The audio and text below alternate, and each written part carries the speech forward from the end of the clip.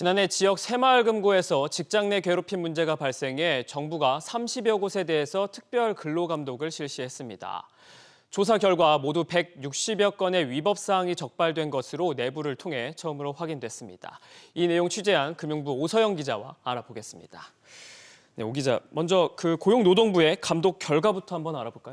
네, 지난 3일자 새마을금고 내부 문서에 고용노동부의 특별 근로감독 결과가 담겼습니다. 이 고용노동부 조치사항에 해당하는 법 위반 사례가 165건입니다. 임금 체불 금액도 약 6억 3천만 원에 달했습니다. 지난해 9월 전북 동남원 새마을금고에서 여성 직원에게 밥 짓기와 화장실 수건 빨래를 시키는 등 직장 내 괴롭힘 문제가 불거진 바 있는데요. 이후 고용노동부가 새마을금고 37곳에 대해 특별 근로감독을 실시해 올 1월까지 실시했고 그 결과를 이번에 내부 문서를 통해 확인할 수 있었습니다. 그렇군요. 이번 사태를 계기로 이 중앙회가 혁신 방안을 마련을 했죠. 네, 그렇습니다. 그 이름이 MG 블루웨이브 사업입니다. 희망하는 회원 금고를 대상으로 외부 전문가의 노무 진단과 컨설팅을 추진할 계획입니다. 중앙회는 이 문서에 금고 행정사항이라며 적극 협조를 당부하면서 전자문서를 활용해 사업 관련 공고를 안내한다는 것도 예고했습니다. 그렇군요. 근데 정작 일부 현장에서는 좀 삐걱거리고 있다. 이런 얘기가 있네요.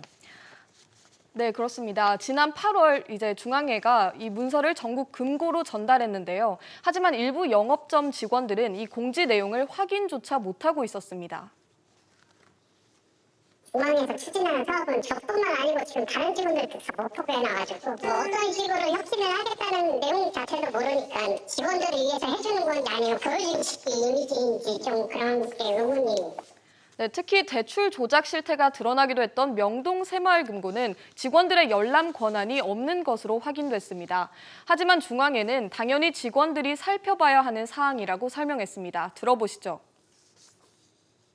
블루웨이브에 대한 문서는 가능한 새마을금고 구성원들이 전반적으로 봐야 하는 문서고 조직 문화 개선을 위해서 또 오히려 좀 숙지해야 되는 문서다.